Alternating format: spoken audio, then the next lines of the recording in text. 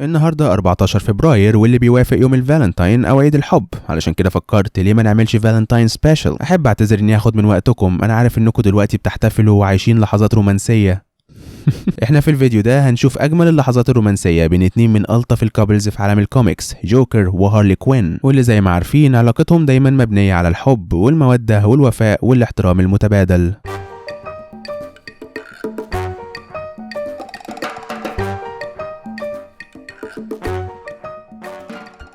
جوكر وهارلي كوين هما رومانتك ديو مشهور جدا، والاتنين بيحبوا وبيحترموا بعض. المشكله الوحيده ان كل اللي قلته ده مش حقيقي. هارلي بتحب جوكر ومتعلقه بيه وبتنفذ كل اوامره، بينما جوكر بيستغل هارلي، بيأذيها جسديا ونفسيا، بيعاملها كأداة مش كإنسانه، ما عندوش اي وفاء ليها ومستعد انه يسيبها او يضحي بيها في اي وقت. يعني العلاقه المثاليه البنت عندها 13 سنه بتشتكي من غدر الزمان على تويتر. اول لحظات رومانسيه هنتكلم عنها في الفيديو هتكون من مسلسل الانيميشن باتمان ذا انيميتد سيريز، وده منطقي بما ان اول ظهور لهارلي كان اصلا في الانيميشن، وبعد كده الشخصيه اتنقلت للكوميكس بعد ما الجمهور استقبلها بشكل ايجابي. اول ظهور ليها كان في الحلقه 22 بعنوان جوكرز فيفر، وفيها بنشوف هارلي كوين بتساعد جوكر في خططه الاجراميه المجنونه. اصل قصه هارلي اتذكرت في كوميك جانبي بيقع في نفس العالم بتاع الانيميشن اسمه ذا باتمان ادفنتشرز ماد لاف، وزي ما كلنا عارفين هارلي كوين في الاصل كانت واحده اسمها هارلين كوينزل، وكانت كويسه جدا في الجمباز. لما دخلت الجامعه كانت بتدرس علم نفس، لكن واضح انها ما كانتش شاطره قوي وكانت بتجيب مقبول، لكن بعد زياره لمكتب الدكتور الدرجه فجاه بتتغير لامتياز مع مرتبه الشرف. هارلين بعد ما بقت طبيبه نفس راحت تتدرب في مصحه اركم النفسيه، وهناك قابلت جوكر لاول مره، وخلال عده جلسات جوكر هو اللي جنن هارلين، وهارلين ساعدته انه يهرب من المصحه، وبقت السايد كيك بتاعته تحت لقب هارلي كوين. طبعا هوس جوكر بباتمان خلاه ما بيديش اهتمام لهارلي، وده خلاها على طول حاسه بالحزن، وطبعا حاسه بالكراهيه ناحيه باتمان لانه هو اللي على طول شاغل بال جوكر، لدرجه انها في مره قررت تخطف باتمان، وبالفعل نجحت في ده عن طريق انها عملت نفسها واحده في مأزق، ولما باتمان انقذها حقنت بمخدر. اثناء ما هارلي كانت مكتفه باتمان فضلت تقول له عن احلامها وطموحاتها مع جوكر، وهنا باتمان قعد يضحك. هارلي قالت له انا عمري ما شفتك بتضحك قبل كده، وباتمان قال لها جوكر ما بيحبش حد غير نفسه، وكل القصص اللي قالها لك كذب. هارلي حاولت تتجاهل الكلام ده واتصلت بجوكر علشان تقول له انها مسكت باتمان، لكن جوكر اتضايق جدا وفضل يتخيل كل الاشرار التانيين بيتريقوا عليه وبيقولوا ان صاحبته هي اللي مسكت باتمان وهو بقاله سنين مش عارف. جوكر فورا خد العربيه بتاعته وراح لها، وطول الوقت ده هي عماله تتخيل انه لما هيجي هيشكرها ويتجوزها ويخلفوا عيال مشوهين شبههم ويعجزوا سوا وهم بيتفرجوا على غروب الشمس. جوكر اخيرا وصل وهي جريت عليه علشان تحضنه، لكن هو ضربها بالقلم وقعد يشتم ويزعق فيها، وبعدين رماها من الشباك من الدور الخامس. وبعد كل ده بقت شايفه ان هي اللي غلطانه انها زعلته. بعد كده وهي قاعده متكسره في المستشفى شافت ان جوكر بعت لها كارت بيتمنى لها انها تخف، وعلى طول فرحت وسامحته ورجعت له تاني. وفي مره تانية هارلي كانت عايزه تحتفل بمناسبه انها وجوكر مرتبطين بقالهم 7 سنين، فحطت نفسها جوه كيكه، ولما جوكر جه فضلت تغني له وتقول له ان السنه دي مفيش كيكه وان هي هتبقى الكيكه. جوكر عمل ايه؟ مسكها رماها للضباع اللي مربينهم.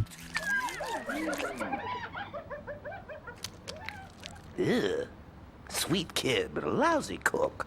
أقرب علامات حب جوكر أظهرها لهارلي كانت في النسخة بتاعتهم من كون نيو إيرث في الكوميكس، وفي قصة باتمان هارلي كوين بنشوف جوكر بيعملها بشكل كويس إلى حد ما، وفي يوم خدها الأوتيل وقضوا أمسية رومانسية مع بعض، لكن تاني يوم لما صحيت ما لقيتهوش جنبها، ولقيت رسالة بيقول لها فيها تروح تقابله في معرض لصاروخ. هارلي بالفعل راحت هناك ودخلت جوه الصاروخ حسب أوامره، لكن فجأة الباب اتقفل عليها وجوكر ظهر على شاشة قدامها. جوكر قال لها إنه من ساعة ما قابلها وهو حاسس بمشاعر غريبة، وبدأ بالفعل يحب كونه في علاقة مع حد بيهتم بيه وبيحبه، لكن المشكلة انه بيكره الاحاسيس دي لانها بتربكه وبتأثر على قراراته وبتشتته وبتشغله عن خططه الاجرامية. علشان كده قرر انه يتخلص من هارلي وشغل الصاروخ اللي هارلي جواه علشان يرميها في الفضاء، لكن لحسن حظها هارلي قدرت انها تدمر الصاروخ من الداخل وخلته يقع في حديقة. بعد كده قررت انها تنتقم منه وراحت له المقر بتاعه وقعدت تضرب فيه. جوكر حاول يهرب منها وهي فضلت تطارده لحد ما مسكته، وجوكر بقى متعلق من فوق برج وحياته تحت رحمتها بالكامل. هارلي قعدت تقول له انا حبيتك لكن انت عمرك ما اهتميت بيا ودايما بتأذيني وترميني وتضحك عليا ودلوقتي انا اللي هأذيك. جوكر بصلها بصة البوبي الصغير وقال لها هتسامحيني لو قلت لك انا اسف؟ هارلي وقفت ورمت السلاح اللي في ايديها وقالت له هسامحك وحضنته ورجعوا تاني لبعض.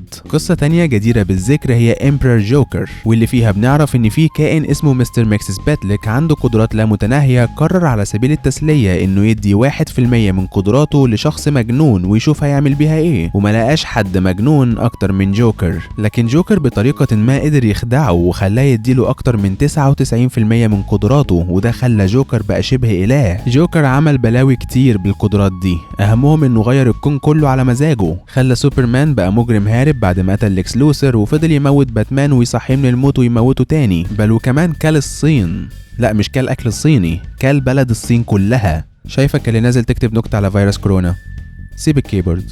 المهم في مرة بنشوف جوكر قاعد بيحاول يشرح لهارلي ليه خطته انه يمحي الوجود كله، فكرة جميلة، لكن هارلي كان عندها شوية شكوك بما انها تتمسح مع الوجود ده. جوكر قال لها انت هيبقى ليكي مكان خاص، وهنا جوكر حولها لمجموعة من النجوم. هو اي نعم قتلها بس حولها لمجموعة من النجوم. لو دي مش رومانسية انا مش عارف ممكن نسميها ايه. حب جوكر لهارلي واهتمامه بيها بيظهر في قصة تانية في العدد 663 من المجلد الاول من باتمان. في العدد ده جوكر بيقرر انه هيبقى مضحك جدا لو قتل كل المساعدين بتوعه، وبالفعل بدأ بمساعدة هارلي كوين يقتل مساعدي قدامى واحد ورا التاني، وبعد كده قال لهارلي انه عايز يقتل باتمان وقال لها تستدرجه لمصحة اركم. بالفعل هارلي بتسمع كلامه وبتستدرج باتمان لحد عنده، لكن في اللحظة دي جوكر بيمسك هارلي وبيحط موس على رقبتها، وبنكتشف ان خطته ما كانتش انه يقتل باتمان بل انه يقتل هارلي قدام باتمان، ولسبب ما جوكر كان شايف ان دي هتبقى حاجة مضحكة. المهم هارلي بتقدر تهرب منه ومسكت مسدس وضربته بالنار في كتفه انتقاما من انه جرح مشاعرها بالشكل ده. في قصة تانية ظريفة بتوضح قد ايه جوكر بيحب هارلي، لكنها مش في كون نيو ايرث بل في كون تاني ظهر في قصة هارلي كوين فيوتشرز اند. في القصة دي جوكر وهارلي وقعوا على جزيرة استوائية عايش عليها ناس همك كده، وجوكر بيفاجئ هارلي لما بيقول لها انه هيتجوزها فوق قمة جبل. طبعا هارلي بقت طايرة من الفرحة ولبست فستان الفرح وراحوا لقمة الجبل علشان ينفذوا مراسم الزفاف المعروفة. الراجل اللي بيجوزهم سأل جوكر هل تقبلها كزوجة ليك وتفضل تحبها لحد ما نرميها في البركان؟ جوكر قال انا موافق، وهارلي بقت فرحانة. ولحظة، يرموا مين في البركان؟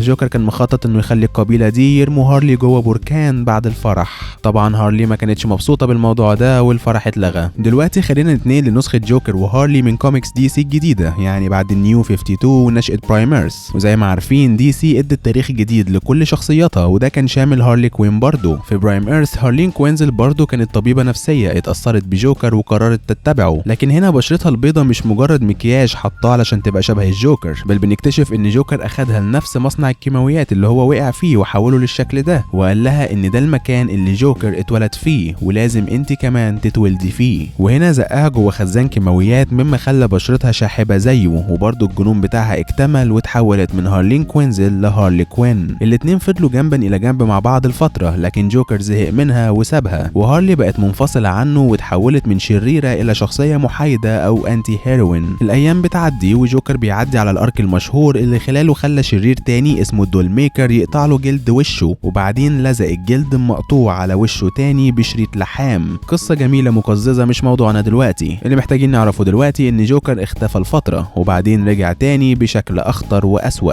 وطبعا قرر انه يرجع يشوف حبيبته القديمة هارلي كوين. هارلي فرحت جدا اول ما شافته وقالت له اخيرا رجعت لي تاني، وجريت عليه علشان تحضنه، لكن جوكر اداها ضربة في وشها ما يضربهاش ضابط لحرامي غسيل، وجرجرها من شعرها وقطع جزء من خدها بموس، وفضل يسألها هل هي لسه وفية ليه ولا قررت انها مش محتاجاه خلاص. هارلي بتفضل تقوله انها لسه وفية ليه زي الاول بالظبط، لكن جوكر كان متشكك لانها بالفعل بقت مستقلة وانضمت للسويسايد سكواد وارتبطت لفترة بديد شوت، وده خلاه يحس انها خلاص استقلت عنه. جوكر فضل يعذبها لحد ما اغمى عليها وكسرت لها رابطها واغتصبتها مرتين واشعلت فيها النيران وهي الان حزينه. ولما صحيت لقيته رابطها وعايز يرميها في خزان كيماويات، لكنها قدرت تهرب من الرابطه دي. لكن بعد كده اكتشفت انه جاب باد ولو الضبعين بتوعهم اللي كانوا مربينهم من وهم صغيرين، وعداهم بداء الكلب اللي خلاهم سعرانين، وبعد كده اطلقهم على هارلي. هارلي اضطرت انها تحاربهم وتأذيهم، وبعد كده بغضب هاجمت جوكر وضربته، لكن جوكر عض ودنها وقطع جزء منها، وبعد كده جرجرها من شعرها لحد زنزانه وربطها هناك.